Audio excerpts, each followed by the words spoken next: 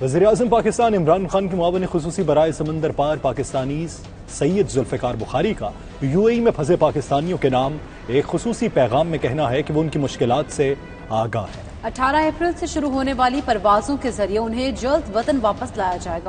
ہمارے جو overseas Pakistani you A ای میں جو پھنسے ہوئے ہیں ان کے لیے خاص طور پہ یہ میسج ہے۔ مجھے پورا اندازہ ہے اور میرے پاس سارے فگرز ہیں کہ کتنے لوگ کس حالات میں کیسے رہ رہے ہیں۔ میری ہر روز میری سی ڈبلیو ایز اور ایمبیسی سے بھی بات ہوتی ہے اور میں یہ دیکھتا ہوں کہ کتنے راشن باہر جا رہے ہیں کتنے نہیں جا رہے ہیں۔ ہمیں ایک مشکل وقت ہے دبئی میں کیونکہ وہاں کرفیو لگا ہوا ہے۔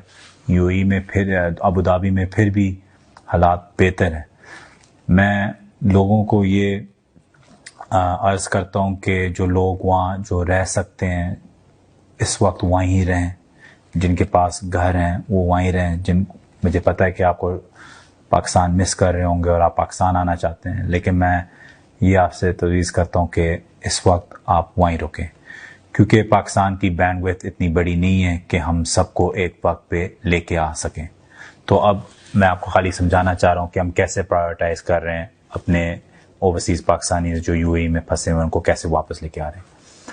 18 پہ ایک فلائٹ ہوگی اور اس کے بعد ہم ایک نیا فلائٹ ایک اسکیجول بنائیں گے۔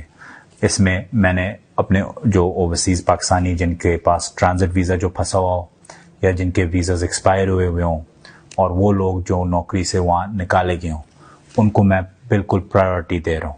اپنے بھائیوں بہنوں کو میں انشاءاللہ سب سے پہلے وہاں سے واپس لے کے آؤں گا۔ 18 اپریل کے بعد یہ فلائٹ شروع ہوں گی اور اچھی تعداد میں ہوں گی۔